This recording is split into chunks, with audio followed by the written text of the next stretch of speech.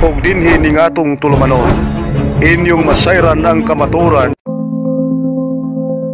kay sa kamaturan.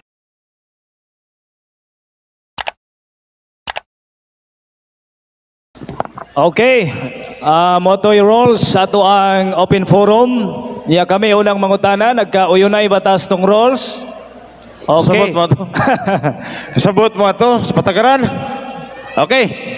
So kadtong gustong mangutana, muduol diha nga microphone, baliko na to. Magpaila unsay relihiyon kung dili ka Katoliko og i-recognize sa moderator para mo shoot ang imuhang question. Okay? Brother? Good evening po. Okay po. Aquilino Mejica, CFD from Borongan, Catholic. Okay. Kung naintindihan ko po yung rules, tama ba na isang tanong lang, tapos babalik na lang? Bigyan kita ng dalawa. Can I ask questions to all the resource speakers? No. Simultaneously, hindi. At least minimum of 2 questions addressed directly. Babalik na lang. Okay, balik ka na lang. Okay. Thank you. My first, actually I have 2 questions pero interrelated sa ating first speaker. Okay. Kay Brother Ramon Gitamondo. Okay. Who discussed about the Eucharist. Sir, good evening. You discussed, according to you, if I heard you right, verses 25 to 70.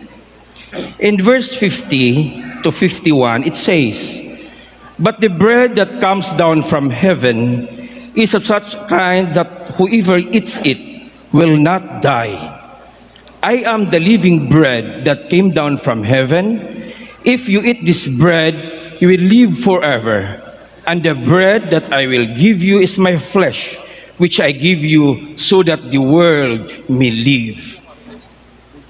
3 times Jesus Christ mentioned only the bread. And to highlight, if you eat this bread for 3 times, Jesus said, will not die, will live forever. The world may live. Only the bread. My first question is this the biblical basis of the church that during the Mass, kayo lang po ang umiinom ng dugo, kumakain ng flesh, kami, unod lang, flesh lang?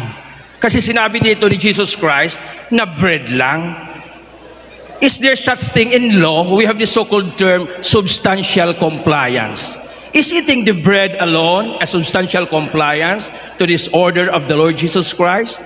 That is the first question. The related question is verses 53 to 56. It says, Jesus said to them, "I am telling you the truth. If you do not eat the flesh of the Son of Man and drink his blood, you will not have life in yourselves. Those who eat my flesh and drink my blood have eternal life, and I will raise them to life on the last day.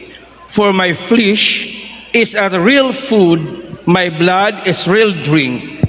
Those who eat my flesh and drink my blood live in me, and I will live in them."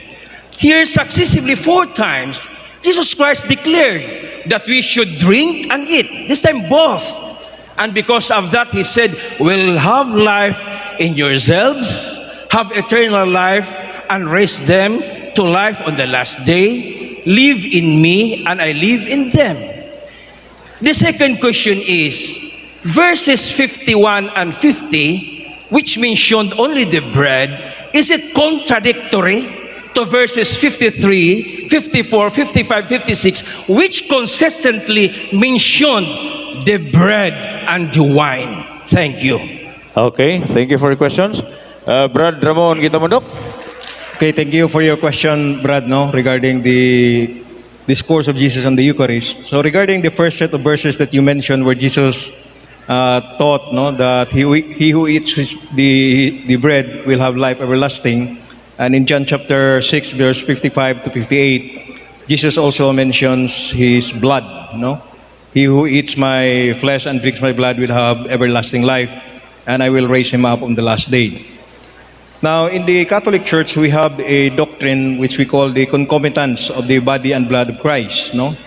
So what we are receiving is the living bread, no? So where the body of Christ is, there is also the entire Christ, no?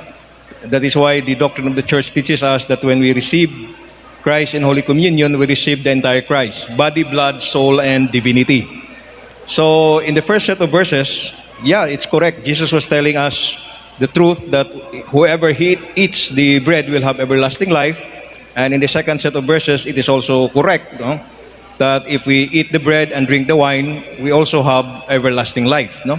So there is actually no contradiction in the two sets of verses. Follow-up question. So ang pagkaintindihin ko sa sinabi niyo po, sir, concomitance, is that so? Kung Yes. meron flesh, kung may unod na dugo. Yeah, is that concomitance. Is that what Concomitance you of the mean? body and blood So, of Christ.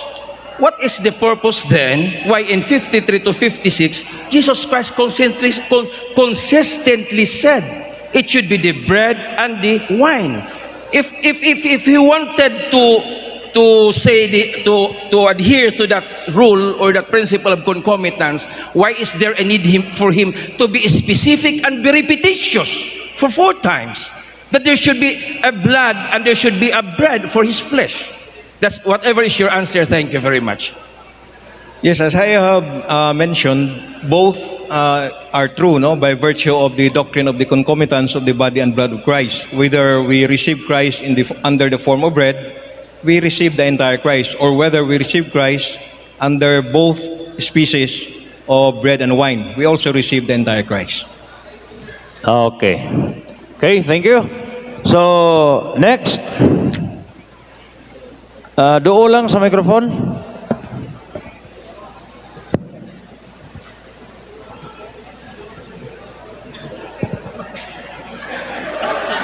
Akala ko magtatanong na. Sige, si ma'am, si sister. Maayong gabi sa tanan.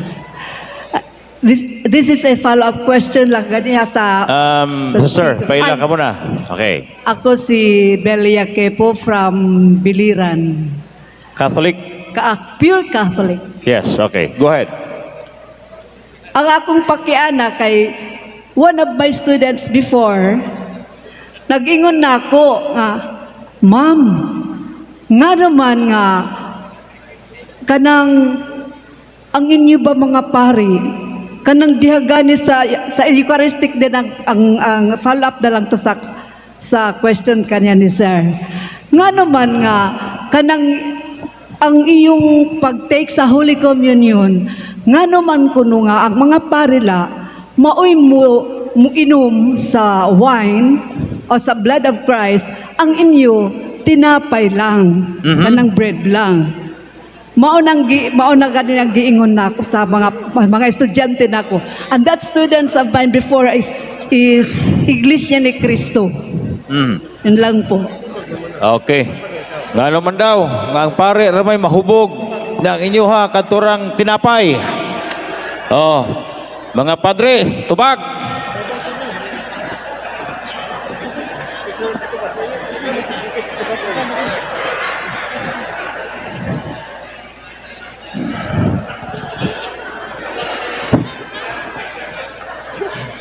Ako, tubag.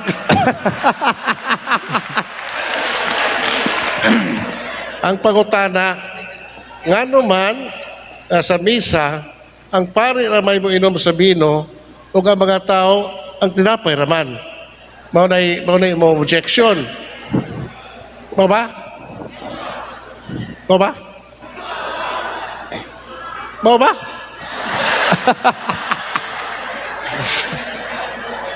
Opo, Father, yun po ang tanong ko. Yan po ang tanong mo. Ito rin ang sagot ko. No. Okay. Gigo naman ni Brad Ramon nga when we receive communion, either bread or wine, we receive the whole Christ. No. So it's not necessary that we have to receive both. Ang importante nga imong ginawat, no, ang atong Ginoo in any form, whether in bread or in wine. When you panaglitan, one ay sacred host, na horot, yun ay wine, na labilin, you can still receive Holy Communion by drinking the wine. The same Christ, the whole Christ ay imong nadawat. Practical reason. Kay kung paimnon mos bino, tag sa kabaga bino ang among asa mo tanang tag sa paril nga bino ipainom yung tanan be. Be, practical reason. Pag sige tagpalit ng bino, kadaghan na manginog bino. Ay nani. The church is the dispenser of the sacrament. And being the dispenser of the sacrament, the church defines the doctrine of the sacrament. But also the church has the power to legislate the manner in which the sacrament being celebrated. So, part of the discipline of the sacrament of Holy Communion is, it is possible and it is okay to receive Holy Communion, both the bread and the wine, or in any of the two speeches. Okay. Okay. Salamat, Father. Nay, Enoch. follow up? Sige. Wala na yung follow-up. Next question. May gabi, Brad. Mga brothers and sisters, ako si Nestor Caliao, ay presidente sa St. Roque Parish sa CFD. Okay. Ang akong pangutana nga sa ganihang una nga nagsulti Okay. nga ang edad sa atong nataw ang atong Katoliko nga pagtuo 33 AD. Ang akong pangutana, nagsukad ba na sa uno? Kay kung atong mahibalaan nga ang BC o ang AD, ang BC dako ti pagamay, unya ang AD gamay ti padako. Diin magsugod, diin matao ang atong Ginoo. Kay ganiha murag ako nabatian nga uno na tao ang atong Ginoo. May follow-up pa question mo ko, otro. Okay. Tubaga.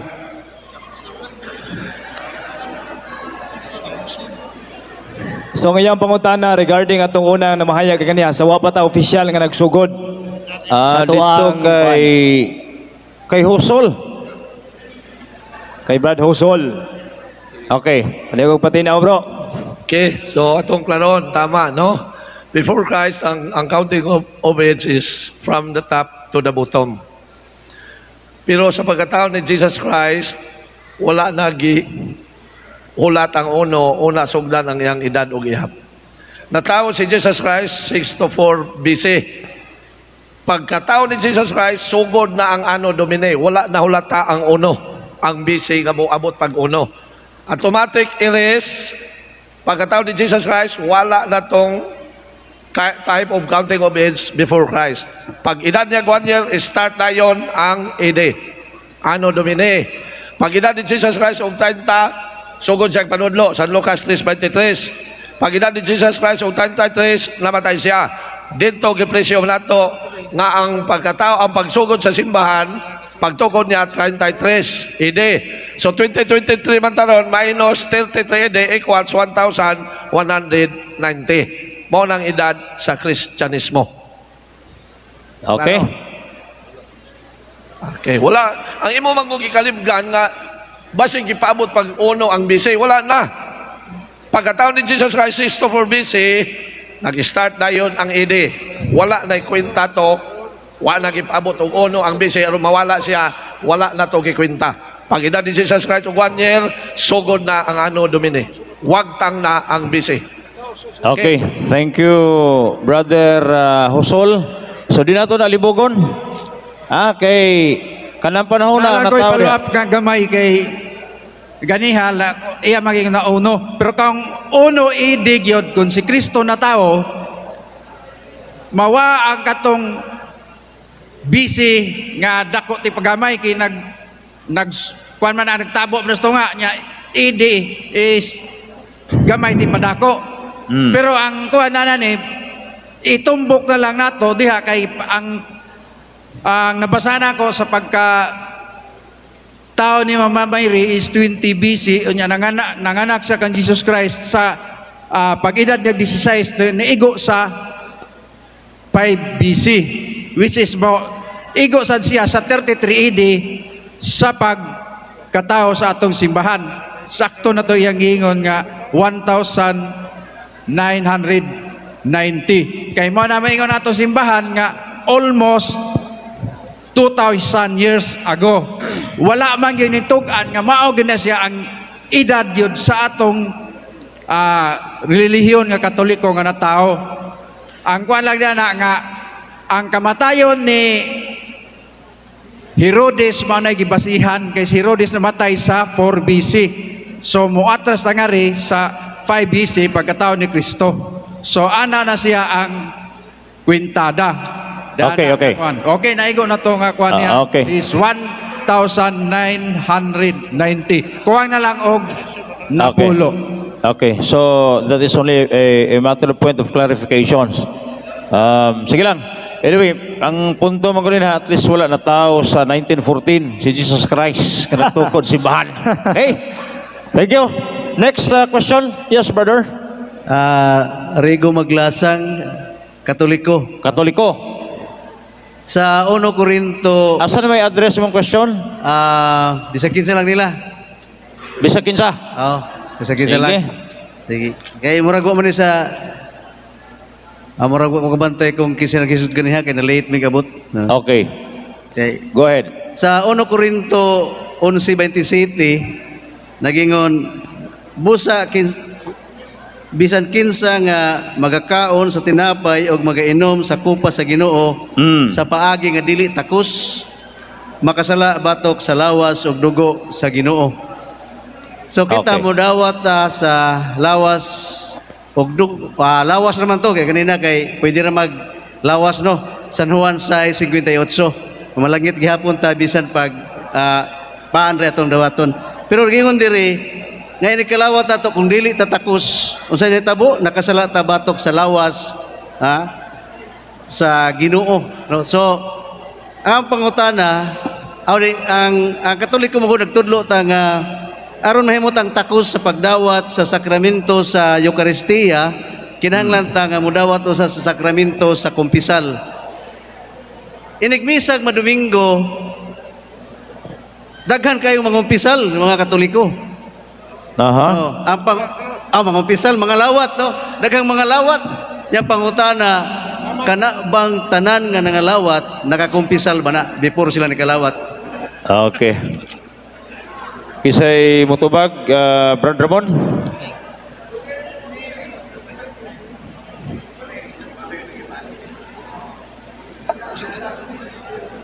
Okay, about sa pangalawat nga nakasala. Asa naman to si Brad? Asa na to? Palihog, pabilin lang sa kuan Brad para tindog lang dia. Okay. Okay, ang So, pangutana. address to, ato patubagon si Brad Ramon Gitamundok. Ibalik tong last part sa mong question. Pangutana, daghan may nakilawat during sa misa, matag Domingo. Ang pangutana nakakumpisal ba to sila tanan kay og wala ta kumpisal palin daghan ang nakasala nakasala batok sa lawas sa Ginoo. Okay. Brad,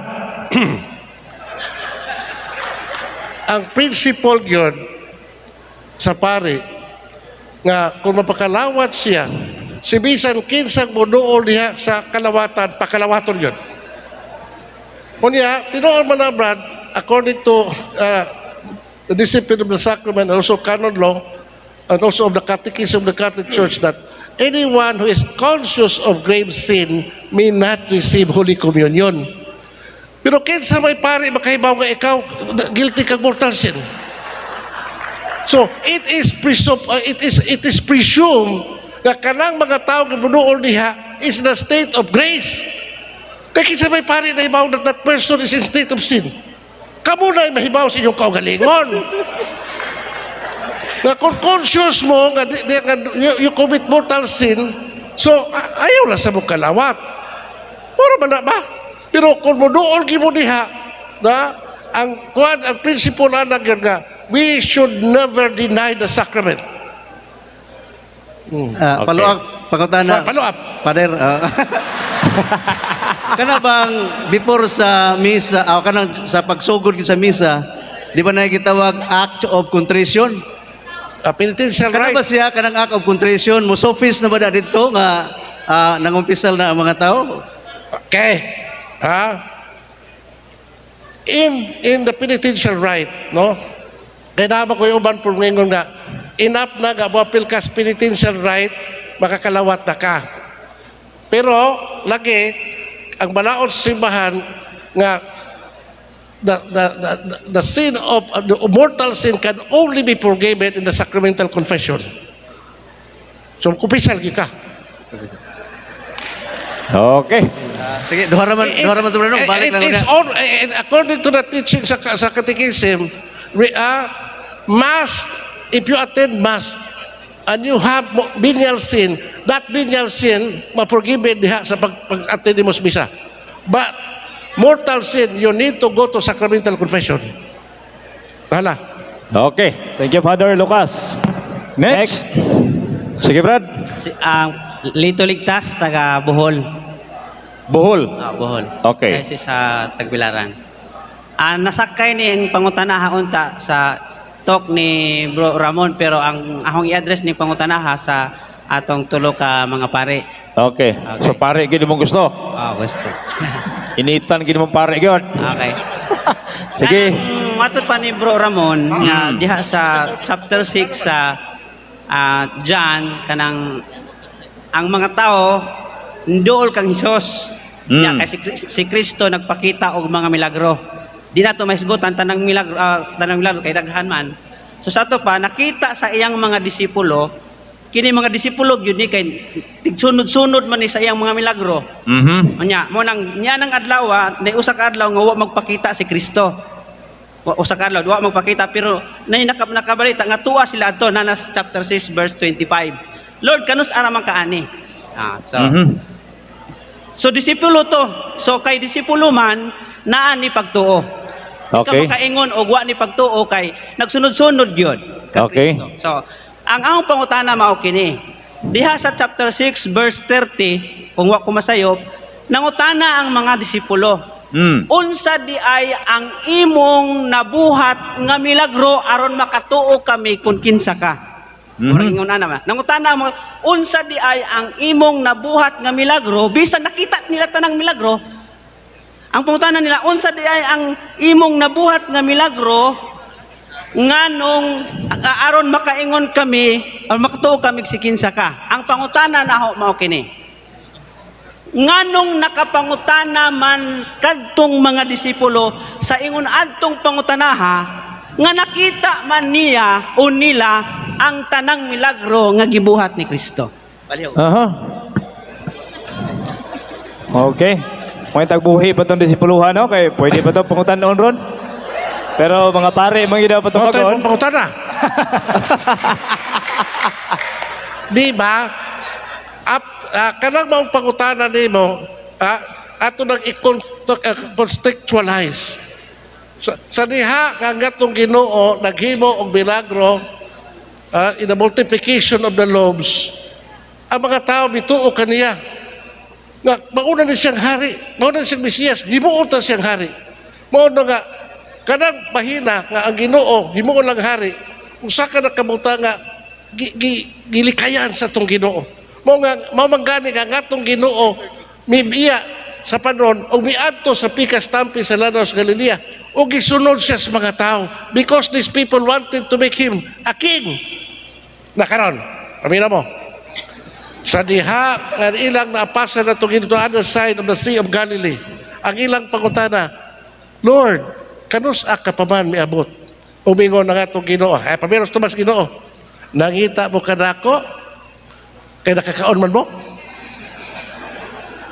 Di ba? Mo na? Nangita mo na ako tungod kaya nakakaon ka mo. Sultihan ko mo, pangita sa pagkaon ka mo last sa kinabuhing walay katapusan. Sa lakton nga pagkasulti, no? Katong mga tawhana nangita sa Ginoo unsa ilang motive.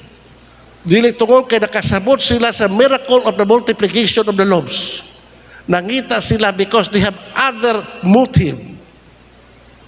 What is the motive of these people? Iyan ito mga tinunan. No? Mingon ang atong Ginoo, nangita mo kanako kay nakakaon man kamo. Sa laktod, kato mga tawhana, nangita tos tong Ginoo kay nakakaon man sila. Dili tungod kay nangita to sila sa Ginoo, tungod kay sila nahigugma sa Ginoo. Nangita sila sa Ginoo tungod they have their own selfish interest. They want to satisfy their physical need. Mao nga atong Ginoo ningon, pangita kamo sa pagkaon nga mulungtad sa kinahanglan walay katapusan.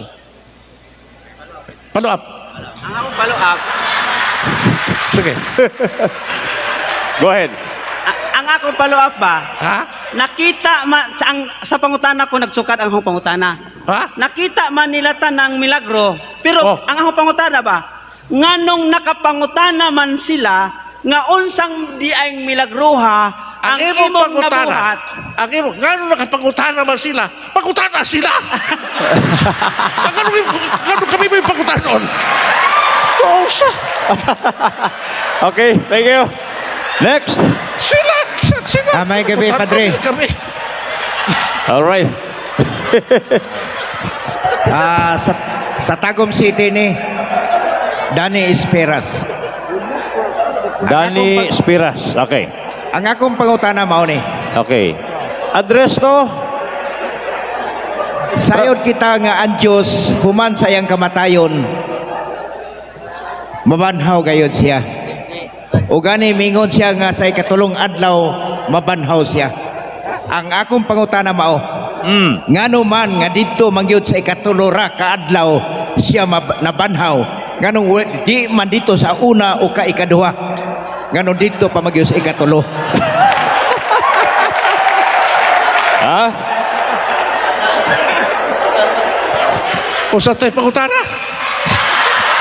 Usa tay pangutana. Balika kay wa na klaro kay nabibo. Nabanhaw sa ikatulong adlaw dili sa una ug ikaduha. Usa tay pangutana. Ngano nga nabanhaw ang ganong Ginoo sa ikatulong ka adlaw, ngano man dili una o ikaduha bali pangutana? Okay. Muna. Ang tubag. Ha? Kay mo man kabubutos Ginoo kung mabanhaw sa ikatulong ka adlaw. Pagsunod na di mo Ginoo. At lain pag yun na.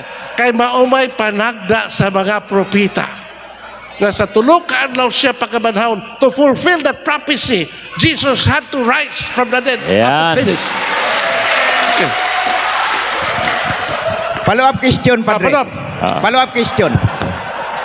Kung gitagna man sa mga propita nga mabanhaw sa ikatulo, labaw patingali nga makahimo siya sa iyang desisyon o hunahuna nga mabanhaw siya sa dili matagna sa mga propita tungod kay ang propita mas ubos man og panghunahuna kaysa maong Dios.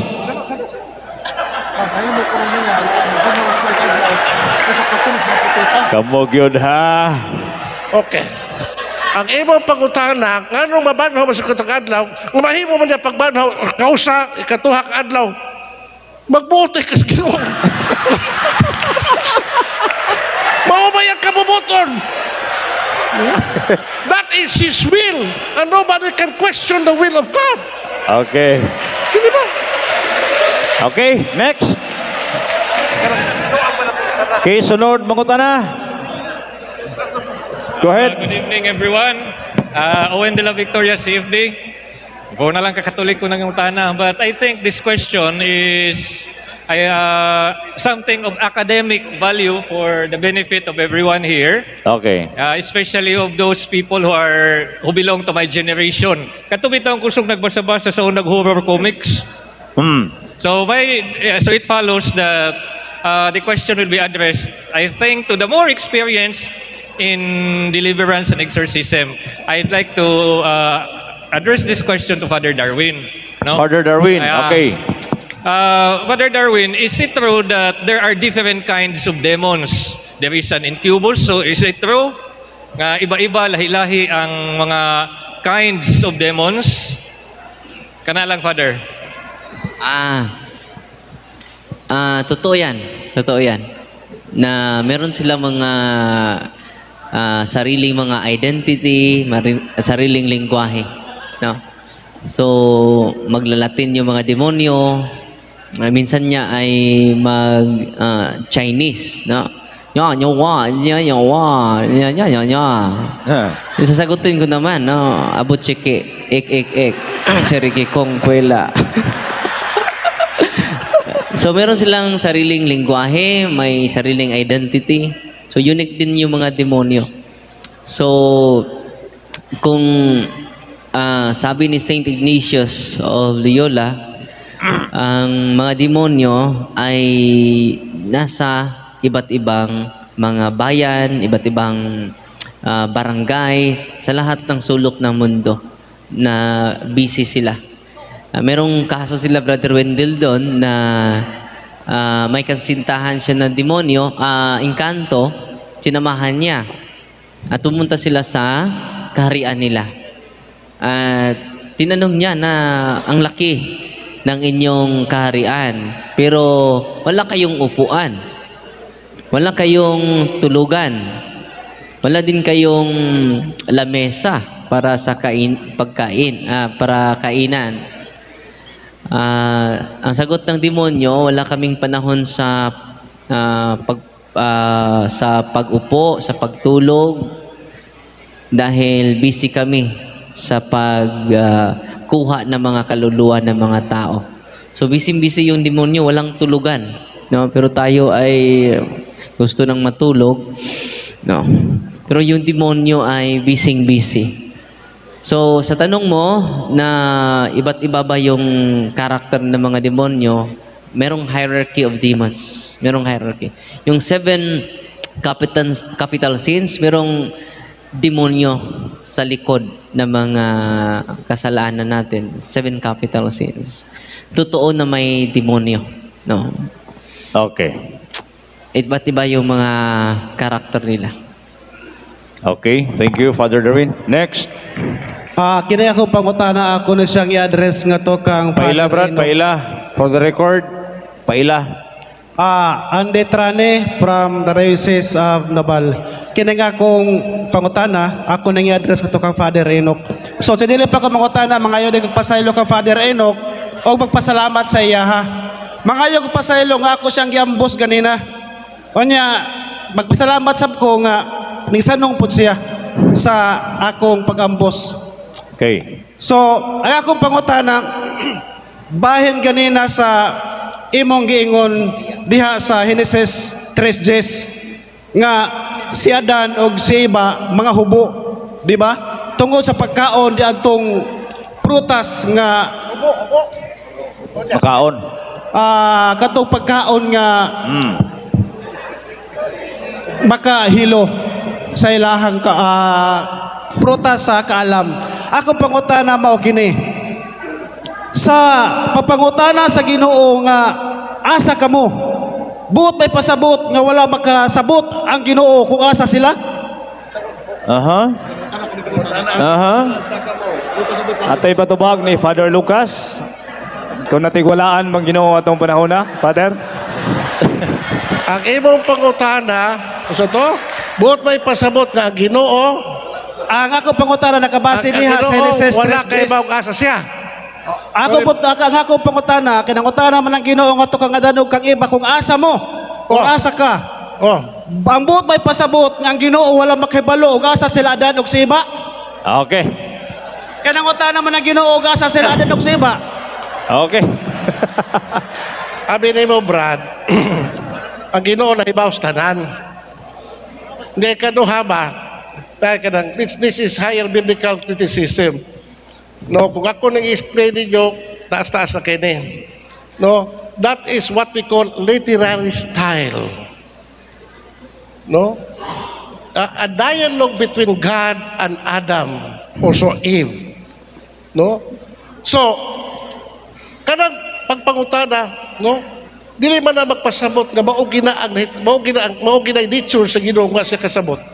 Kundili usa ka na kapamaagi sa pag-relate og usa ka istorya aron nga makuha nato ang usa ka importanteng kamatuoran. Remember, the account of two creation. Remember, first and second chapter of the book of Genesis are two separate accounts of creation. Unya kanang chapter 3, mauna na ang gitawag og the account of the fall of man. Okay. Now, usa ka mo tagay no hinumduman mao ni nga. Sa pagbuhat sa Ginoo ni Adan og ni Eva, sa pagpakasa ni Adan og ni Eva, wa pay laing tao kay adto. No, ang Ginoo ra og si Adan og si Eva. Now, ang atong punto dinhi mao ni, no. Kay based on your question nga wa ba de mahibaw ang atong Ginoo kung rain sila. Sa ako nagingon ang Ginoo nahibaw sa tanan. Now, ang tuyo na to nini nga ang maong paagi sa maong pagsuwat sa maong basahon sa Genesis aron pagtudlo kanato ko sa kakamatuoran. That literary style is only a vehicle nagigamit sa sacred writer in order to teach us a supernatural truth about the fall of man. Dili tungod kay naglakaw-lakaw ang Ginoo. That is part of what we call literary style. For example, naglakaw-lakaw ang Ginoo, mulakaw din ang Ginoo. Tao din ang Ginoo. That is what we call, kung sa mga siyabe, anthropomorphism. Nakadungog man ang pong anthropomorphism? Karon pa mo kadungog? Karon pa di mo kadungog? Mao na siya. Kanang anthropomorphism, anthropos, Greek word man. So, to ascribe certain acts of human being to God as if God is a human being. But that is part of what we call literary style of the Bible. No? So, kanang pagkaswata diha, di gina actual yung nahitabo dito. Kundili, it is the way in which a sacred writer communicate the message about the fall of man. Yeah, you study more about biblical criticism kay taas pa kayo na. Okay. Ayan. Daghang salamat, Padre Enoch. Okay, thank you, Brad Andy. Next. Doon ay isalot na ako. Okay. No? Tinuod ang gingon ni Father, ang Ginoo omnipresent, omniscience, omnipotence. Pag-ingon, Adan, Eva, hain kamo. Muna'y mga pangutana sa mga Muslim, inyong Diyos wa makabalo. No, asa man pagka omnipresent, omniscience, omnipotence. Una mo na'y pagpahinumdum usab nga ang taong nakasala nawala sa pananaw sa Diyos. Isaiah 59:2, dili ko kamo makita, dili ko kamo madungog tungod sa inyong sala. O ganong mingon man ang Diyos, mikaon ba day kamo sa bunga sa kahoy nga akong gidili kaninyo? Wa ba day mahibalo ang Diyos nga mikaon sila? Kabalo ang Diyos, pero gusto sa Diyos nga ang tao mo ila sa sala, magbasol sa sala, ug musugid sa sala. Pero sila si Adan o si Eva, matod pa ni Father, gatulod-tulod sa sala. Ingon si Adan, Ginoo, ang babae nga imong gibuhat, mo'y nagpakaon nako. Og sa dihang gipangutana no sa mga babae, wag yun maingon, pasaylo ako Ginoo kay nakasala ko. Gitulod na po niyang bitin, ang bitin Ginoo. Sa ato pasukad pa sa sinugdan, kinaiya na sa tao, dili mo angkon sa sala. Okay. Salamat, Brad Wendell. Mao na gitawag og moral application of the text. Ang iyang gitubag. Okay. Yes, Brad? Good evening po. Darius Diraco, Catholic, Archdiocese of Palo, Leyte.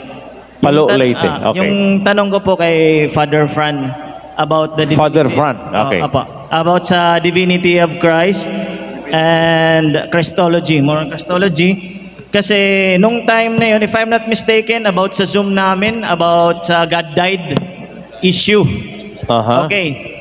Meron kasi, hindi ko po yung tinututulan po, Father. Meron kasing Catholic apologist na kumukontra po. Hindi po ako magne-name drop kasi Facebook Live baka ako mabash niyan. Debater po siya, pero kumukontra po siya sa yung nasa Zoom po na tinuro nyo. Okay. Yung kanyang sinabi is na meron siyang basehan yung Catholic question and answer, Catholic Catechism based on the Catechism of the Catholic Church, revised edition by Father M. Guzman, yung kanyang pinost, yellow na book. Ito, page 27, chapter 8, Christ Paschal Mystery, number 114. Yung question is, did Christ die as God or as man? Yung sagot dito sa book, Christ died as man because as God, He could neither suffer nor die. Ano pong stand nyo dito? Okay. Number one, that is correct. But the understanding is wrong. Yang nagsabi niya, no, to deny the teaching that God died on the cross. No, why? Because when we say that Jesus died not as God but as man, we're actually talking about the nature, okay? That Jesus did not die from, or that Jesus took the properties of suffering and dying not from His divine nature but from His human nature. Okay? So, that is correct. But we have to understand that in the light of the official teaching of the church, that Jesus died, that God died because He assumed a human nature which has the capacity to suffer and to die. But again, the ultimate attribution is the person, not the nature or divine nature or whatever, human nature.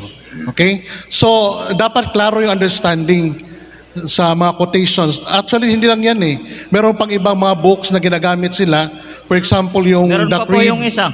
Ito yung kanyang ginamit din, yung The Catholic Faith Catechism, Episcopal Commission on Catechesis of the Catholic Education. Nandito po sa page 125, chapter 5, 474, God has fallen asleep in flesh and He has raised up. Yun yung kanyang ginamit. Okay. So again, the same, no? The same principle. That when we say that God died, we refer, number one, to the second divine person who assumed a human nature. And because He assumed a true human nature, then He has also the capacity to suffer and to die. Hindi yun sarswela na parang, patya lang ko kayo, mabanhaw makuugma. Or ka third day, no. He really suffered. The divine person really suffered the excruciating pain. Okay? But again, that was possible because of the assumed human nature. Yun.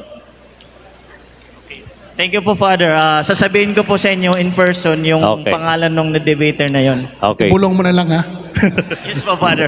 Okay, thank you, brother. Next. Maupay na gabi sa Ruben Lumakad from Davao City. Address to Father Darwin Gitgano. Okay, Father Darwin. So, una sa tanan, subscriber ko sa inyo ang punto por punto. Unya, I really experience the effectiveness sa sacramentals kay nakapa-blessing me sa online through Zoom sa pag-blessing of sacramentals. Amo ning gigamit sa mong pamilya. So sa una akong misis di siya katulog nya makakita siya permi og tao o bisag unsa lang say hapakon siya nya sa dihang kanang sa una pa man gyud naamang gyud mi daily rosary unya sukad nga nakoy sacramentals after sa abong rosary akong i-apply so nawala. So ang pangutana kay naa siya'y mga igsuon nga masakiton ang isa gani na matay na kay ang ilang gisaligan albularyo. Unya usama pud ko ka PSL, le minister, unya lisod sila patuohon sa sacramentals. So gi-convince namo di sila mutuo nya mga bulanon man pud sila. Among gitry nga namista man sila niadtong Mayo nya kay ang ilang lugar kay Kalapi man.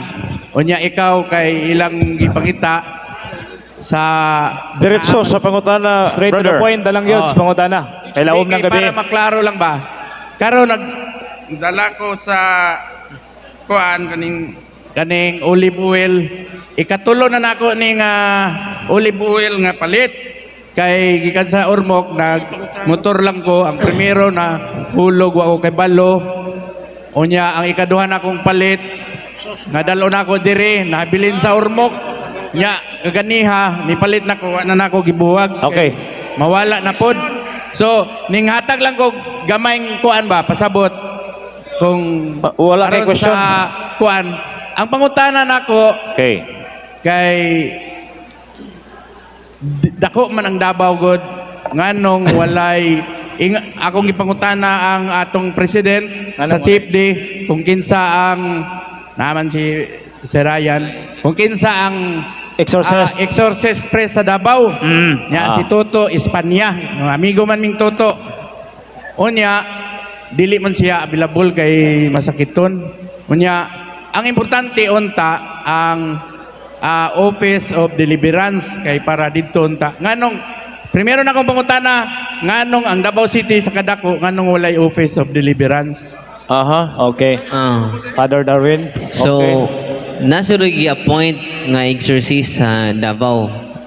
The same sa amua sa Diocese of Tagbilaran. Sa una, wala pa ko mo active sa ministry. Na gi-appoint pero dili active. Muna nahitabo siguro sa Davao. Ikaduhang pangutana.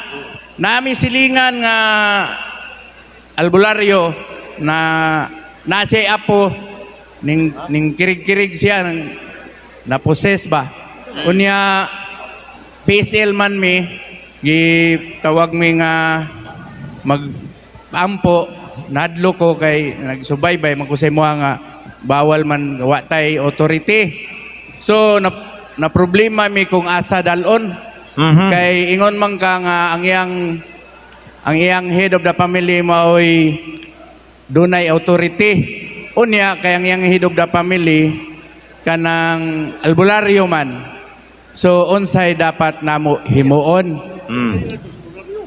Okay. Una kato kay ikatikais jud ang tibok pamilya kay ang albularyo may hinungdan nganong na possess ang iyang anak.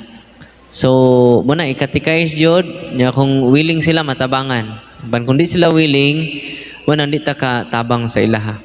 Mo na problema. You cannot solve the problem if you are part of the problem. Mo na problema karon kay walay mo katikais kay wala may Office of Deliverance sa Davao City. Okay, sige. Okay, thank you, Salamat, brother. Reminders to the next to ask question kanang ipagamay lang. Direct to the point ang inyong question kay ang oras na ko diri alas 8 na sa gabi sa akong daot nga relo. Okay. Si Crispina Dahotoy from Almeria, Biliran. Biliran, okay. Go ahead, ma'am. Kini nga pangutana isut na ko nga to sa tanang makatubag diha. I'm sure makatubag mo tanan. Sige. Okay. I just want to be clarified. Klaro kaayong ang atong simbahan na tukod sa 33 AD in Jerusalem. Ang ipaklaro lang nako sa inyo, please, kung kanus agyod, was it during the time when Jesus said, "Upon this rock I will build my church," or kadto na bang sa Pentecostes? Okay. Say mo tubag. Okay. Okay, ito yung pangutana. Maura to'y akong Kanusa, pangutana. yung pangutana. When exactly the church founded by Christ? Panahon ba pag-ingon niya nga, upon this rock I will build my church, or adto bang kato sa pag-Pentecostes? Okay. Pentecost yung mag-ingon. Oo. Okay. Pag-ingon tong Ginoo, di magisultis Ginoo kanang pag-ingon niya, you are Peter upon this rock I will build my church. Diin man. Sa Mateo. Diin man din napita. Si Saria Filipo. O, hibaw na ka. And then, kay giingon manggod nga ang birthday sa atong church is during the Pentecost, pagkuntad sa Espiritu Santo. Patiwas ako. Pag ingon sa itong Ginoo, I will, that's future tense. Yeah. Ha? So, pag ingon na, waman siya you are Peter upon this church, I am now building my church. Waman, I will build my church. Ang punto din nga, Jesus really founded His church. No? Onya, kay you want to connect that event of Christ saying to Peter, you are Peter upon this rock I will build my church, to Pentecost. Sakto ba natin? Jesus founded His church on Peter. And then, diha sa Pentecost, dito ma-realize ang maong foundation sa simbahan. Kay mao man nagitawag nato og the birth of the church. Pentecost is the birth of the church according to the teachings of simbahan. So, ang imong pangutana, So therefore, ang 33 AD, pizza di imong ipangutahan natin. Excuse me please, ang 33 AD, mauna siya gyud ang pagkatao sa simbahang Katoliko. Question anako. Okay. Bawal mo question. Unya, during that time, sa pagkunsad sa Espiritu Santo, mao ba? Okay. Okay. Mo lang na akong gustong i-clarify. Mao ni sakto. Okay. Okay. 33 AD. Mauna siya kay naglibok manggug ko. Kay namay moingon Inaniter nga. ha.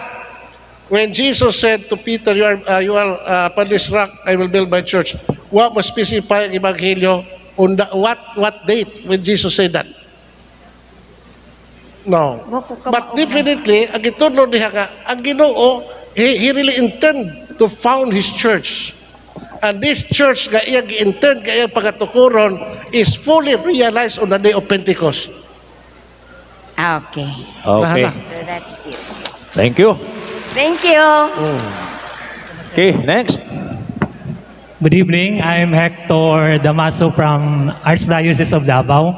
My question to Sir Ramon, Brother Ramon. Follow up lang to. I'm a teacher by profession. I was also asked the same way with that. And I answer also the same with you.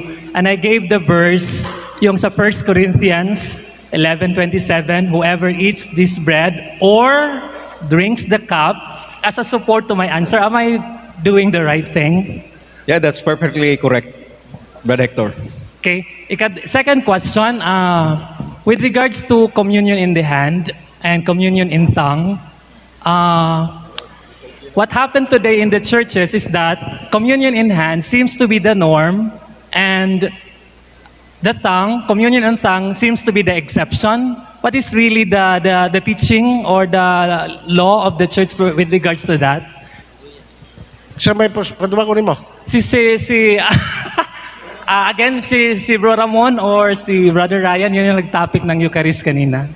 Okay, I will share to you what Brother Ryan answered. That was taken up also as one of the questions last night, no, sa pagtapok-tapok sa mga CFD before we slept, no, na si Father Pran, si Brother Ryan, sa ating mga kauban na to.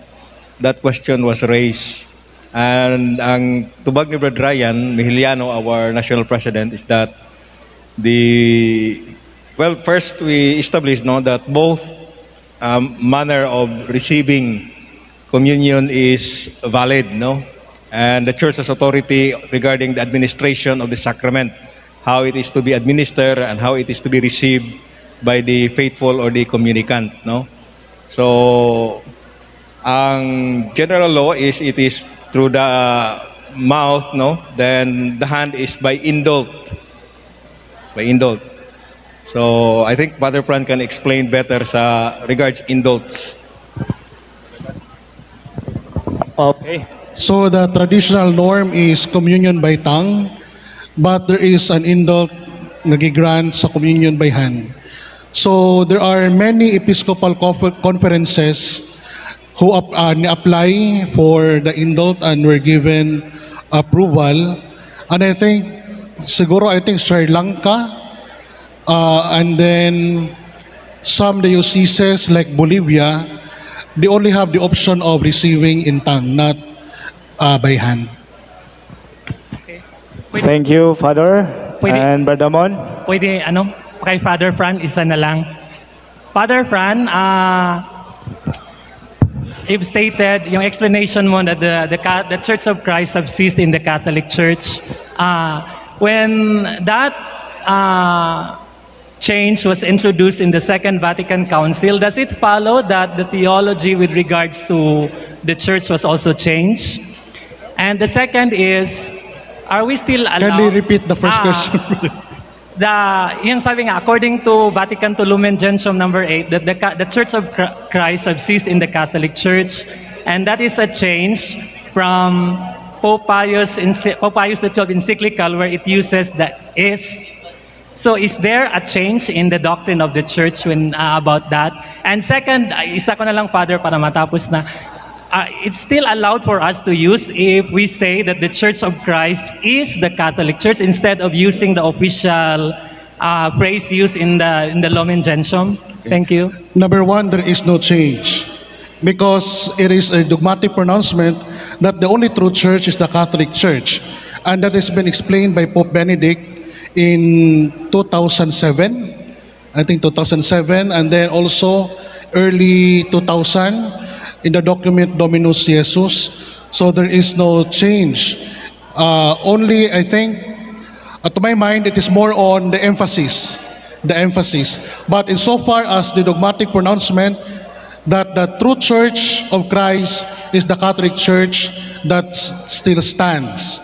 So in relation to question number 2, we can still say it is still valid that we say that the true Church of Christ is the Catholic Church. Thank you, Father Fran, sa clarification. Next question. Go ahead, bro. Go ahead. Aming gabi sa tanan, my name is Brother Julius Amoranhini from the Diocese of Malaybalay, Bukidnon. Ang akong kini nga pangutana, akong ipangutana kang Brother Wendell Talibong and Father Darwin Getgano regarding padugo.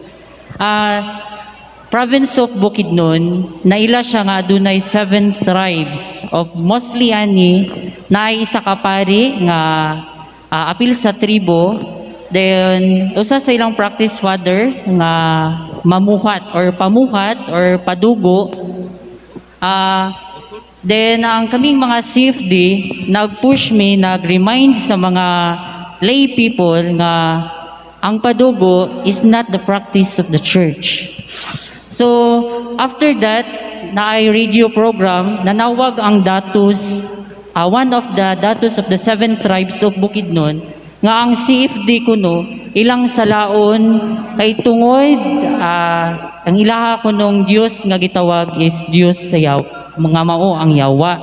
So gusto na ko ning klaron, Father, kay one of the canon lawyers said sa mua sa diha ni consult me ani Father, ningon man siya, Father, nga ang padugo remind us of the Old Testament burnt offering. In some way, the death of Jesus on the cross is the one time padugo for salvation of mankind from sins. So asa may tinuod ni Father kay ang CFD man God, voluntary walay sweldo ni og mga sala mi ni Father, makabayad mig 15 kakabaw, aha ka mig ibayad ani nga nagsunod raman unta mi sa teaching si Catholic. So gusto lang nako klarohon, Father. Di ka klaro? Di maklaro dire. Klaro. Unsa bro? Para face. Hello. Okay, I repeat the question. Okay. Gusto na ko klarohon, Father, kini bitong sa padugo. Regarding sa padugo, Father, kay kanang sa 7 tribes of Bukidnon nagi isa ka pari dito Father nga ni complain gid siya nga kaming mga CFD sa Diocese of Malaybalay dili gid ipahisgot sa mua ang padugo kay mostly 7 tribes of Bukidnon. O gani sa dihang nag-evangelize me dito sa mga diocese parokya sa Diocese of Malaybalay. Naay sa kadatos nga nanawag during radio program o gani si Brother Wendell Talibong ang gitawagan sa mga president during that time nga ni-complain ang usa ka datos sa 7 tribes of Bukidnon nga ang mao nga padugo is sayawa daw, which is unsa gyud stand ani sa Catholic kay usa man gid si dili na kay mention ang canon lawyer usa ka pari nga kato kong gibasa ganiha nga padugo remind us of the Old Testament. So ni-agree siya sa padugo sa mga indigenous people who live in the province of Bukidnon. So unsa man gyud among buhaton ani Father? So salamat kayo. So sa Old Testament naman to'y kuan pag-ihaw nila niya ang dugo mo ay pagbayad sa sala, di ba? Ya karon kay nausab naman tungod ni Kristo. So ang dugo na ni Kristo dili na dugo sa kanding, dili na pud dugo sa baboy ato'y halad. Nay mga practices na padugo unya giharas hinuon sila pag-ayo sa demonyo. Ako mong gaag konkretong kuan usa ka superior sa usa ka madre nga congregation. Ang ilang superior kay ang ilang kumbento infested, marami mga espiritu nagala. So ang sabi ng mga albularyo, magpadugo tayo, magkatay tayo ng baboy. So ang nangyari, napuses tuloy yung madre, yung superiora pa. So sa Old Testament kapatid, inaalay nila yung dugo sa Diyos. Pero yung padugo sa mga albularyo ay inaalay nila sa mga espiritu tunto, hindi sa Espiritu Santo. Yun ang kaibahan. Sa Old Testament, yung dugo ay inaalay nila sa Diyos para yung mga kasalanan natin ay mapatawad.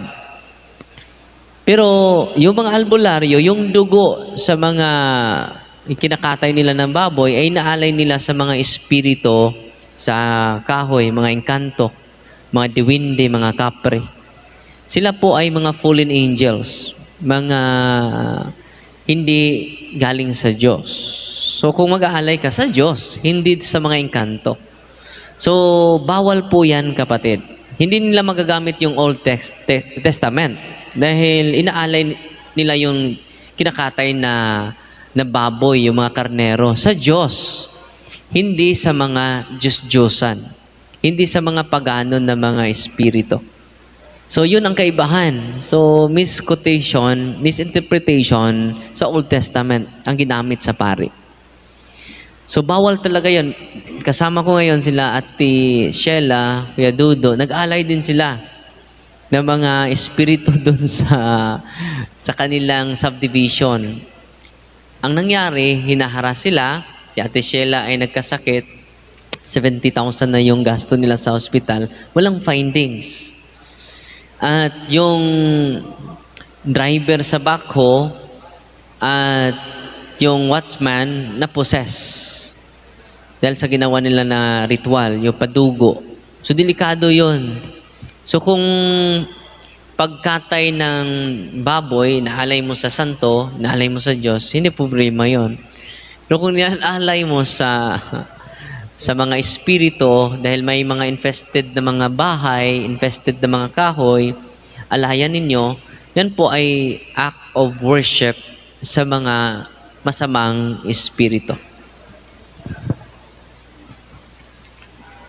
Kung tanaw nato ang buhat sa mga Apostoles Kapitulo 15, versikulo 29, ayaw kamog kaon sa karne o dugo nga gihalad sa mga Diyos, idols.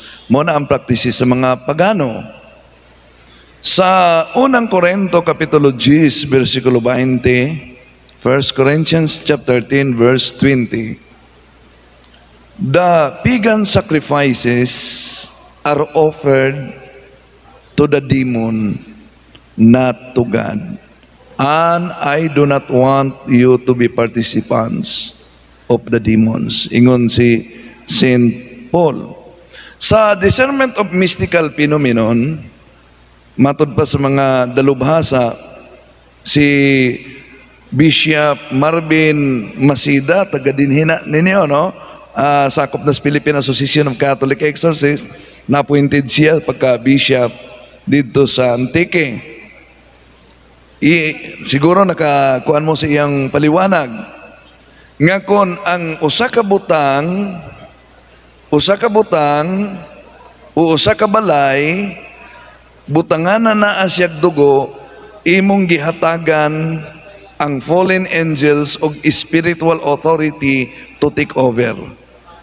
Matod pa ni Bishop Marvin Masida, siya mo'y nag-lecture naa, nga kung ang imong balay o sakyanan, gipaduguan, bisag blessingan kuno na sa pare, wa na'y epekto ang blessing sa pare, kay naguna na ang padugo.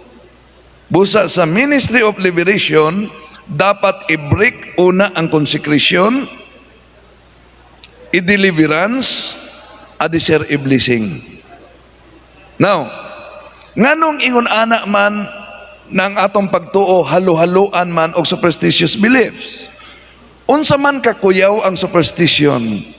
Sa Catechism of the Catholic Church 2138, superstition is a total departure of the worship that we give to the true God. It is manifested with idolatry and various forms of divination. Nganong ingon ana man kasagaran nga ang atong pagtuo na halo-haluan sa mga superstitious beliefs? Maro ang yawa. Kabalo ang yawa nga pinaagi sa simbahan ang mga grasyag panalangin gipadagayday sa Dios sa pamamagitan ng mga sakramento. Dili gusto ang demonyo nga mabati ang blessing and graces from God sa pamamagitan ng sakramento. Kaya nag-inject siya og superstitions. Aron murag kindi, murag dulce, gihatag kanana lakip ang putos, di ba way lami. Moosab ka na ang mga Kristiyano nga ang pagtuo na sa gulag tuo-tuo. So, therefore sa discernment of mystical phenomenon, lalo na sa exorcism, ang pagpadugo gidadili gyud na siya. O kinahanglan i-break ang consecration. Okay, atong dugang lang. So nya Brad ha. Atong oras alas 11:51 na. O niya taman ta alas 12:03. So katapusang pangutana lang yuga. Dugang. Kadaot ko ninyo, mas mutuo mas mga mananambal, apa di mutuos pare. Ha? Isa, ngayon sa? Masa padugo apo to? Klaroon lang ako, Father, ha. Ang nag-ingon na ni Father nga padugo remind us in the Old Testament, usa ka pari nga canon lawyer og ang ni complaint sa muas sa Diocese of Malaybalay, usa pod siya ka pari nga lumad sa Diocese of Malaybalay. Dali na lang. Wa magita kay bawog yun unsay gisultis pari, iba man ang version. O kung sa po'y naa sa hunahuna sa mong pari. Pero, ingnanin na lang, kaya nakadungog na magyod mo, unsa yun ang pagtulunan sa simbahan, na kanang padugo, di gina-allow. That is a form of superstition. This is against the sin of the first commandment. That is a sin against faith. So, ano lang tadiha? Sige na. Okay, Father, salamat. Wala. Okay, so oras na. Sorry, naabtan na kita oras, no. Kutob lang ta alas 12. next time na mga brothers kay nahutdan na kita og oras. Of course atong pasalamatan na lang ato ang mga speakers karong adlaw, ha? We have Father Darwin Gitgano, to palakpakan, thank you. Father Fran Villegas, Father Lucas Enoch, Brother Wendell Talibong, Brother Ryan Mejeliano, and Brother Ramon Gitamundo. Ug inyo nang nabati ang mga kamatuoran dinhi ning atong tulumanon. Kay sabay kamatuoran. Ako lang hinaot nga daghang kamog nakatunan. Daghang salamat.